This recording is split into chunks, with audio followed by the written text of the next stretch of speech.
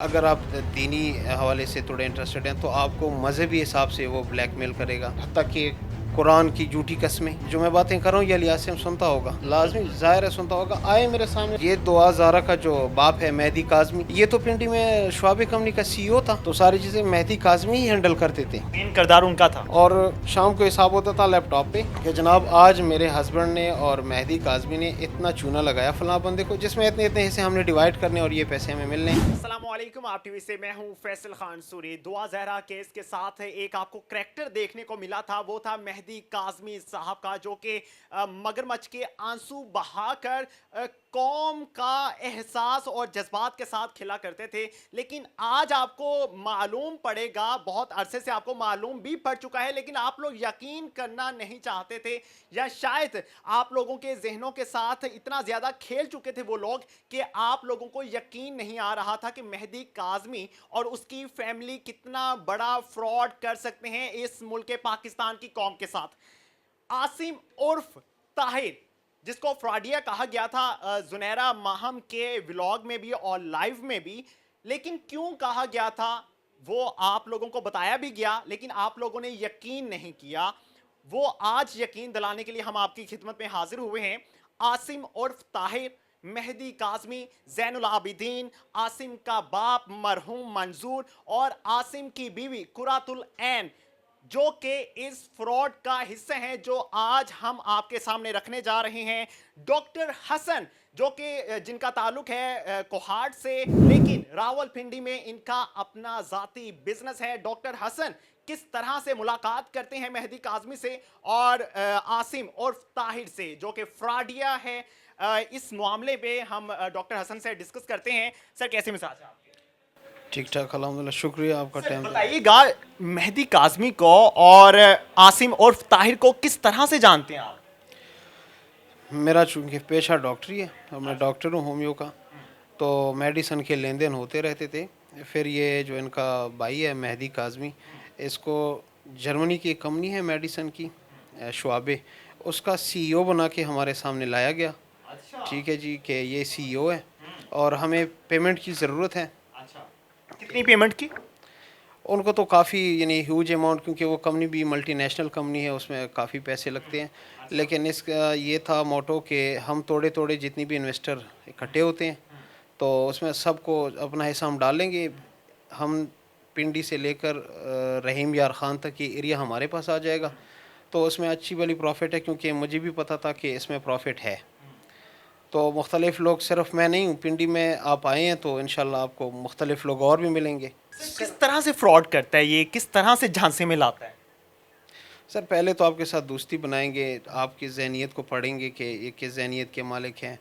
اگر آپ دینی حوالے سے تھوڑے انٹرسٹڈ ہیں تو آپ کو مذہبی حساب سے وہ بلیک میل کرے گا، اور حتیٰ کہ قرآن کی جھوٹی قسمیں اور صحابہ اہل بیت کی جھوٹی قسمیں، نبی پاک صلی اللہ علیہ وسلم کی جھوٹی قسمیں، اور زیادہ تر اس کا جو ہے نا طریقہ واردات یہ ہوتا تھا کہ یہ قرآن مجید پہ ہاتھ رکھ کے اور اپنے سر پہ رکھ کے، یہ جو میں باتیں کر رہا ہوں یہ علی عاصم سنتا ہوگا، لازمی ظاہر ہے سنتا ہوگا۔ آئے میرے سامنے، لوگ تو کہتے تھے کہ یہ ایسے ہیں ویسے ہیں، کوئی جو ہے نا ظہیر اور یہ دعا، یہ تو اللہ نے ان کو شرمانے کے لیے یہ کیس آگے آ گیا۔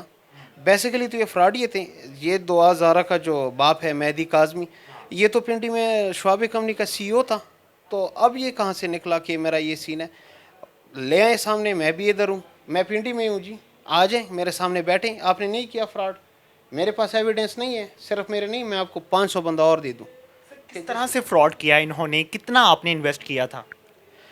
سر، انویسٹمنٹ توڑی توڑی لیتے تھے۔ اچانک اگر کسی کو آپ کہیں کہ مجھے جو ہے نا 1 کروڑ روپے دو، تو وہ بھی ایک دفعہ سوچے گا۔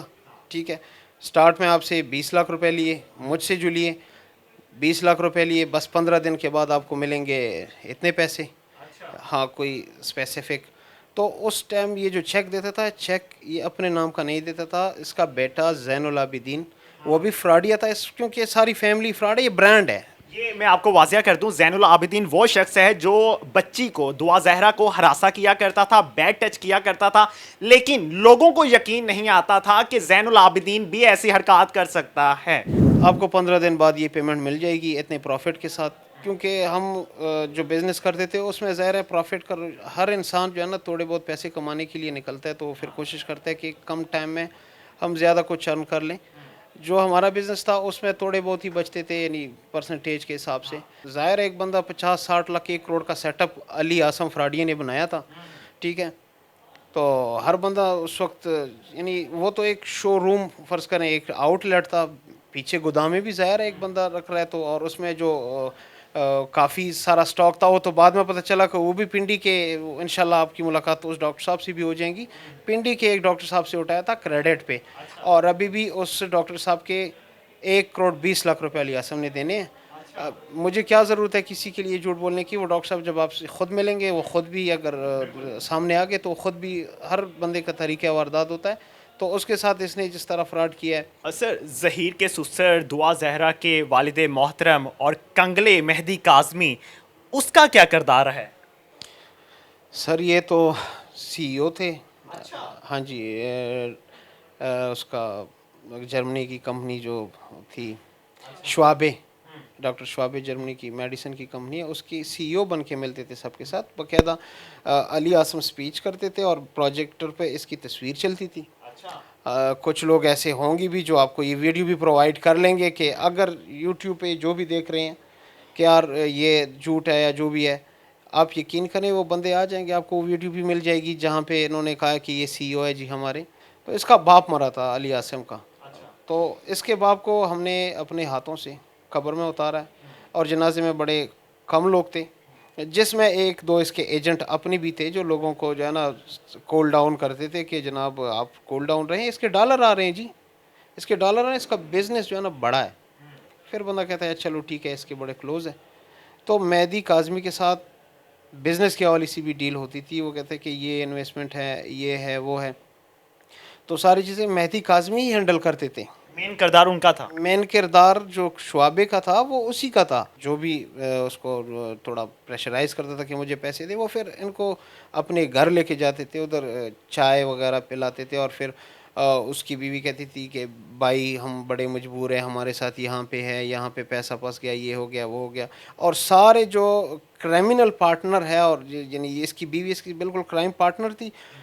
اور شام کو حساب ہوتا تھا لیپ ٹاپ پہ کہ جناب آج میرے ہسبینڈ نے اور مہدی کاظمی نے اتنا چونا لگایا فلاں بندے کو، جس میں اتنے اتنے حصے ہم نے ڈیوائڈ کرنے اور یہ پیسے ہمیں ملنے.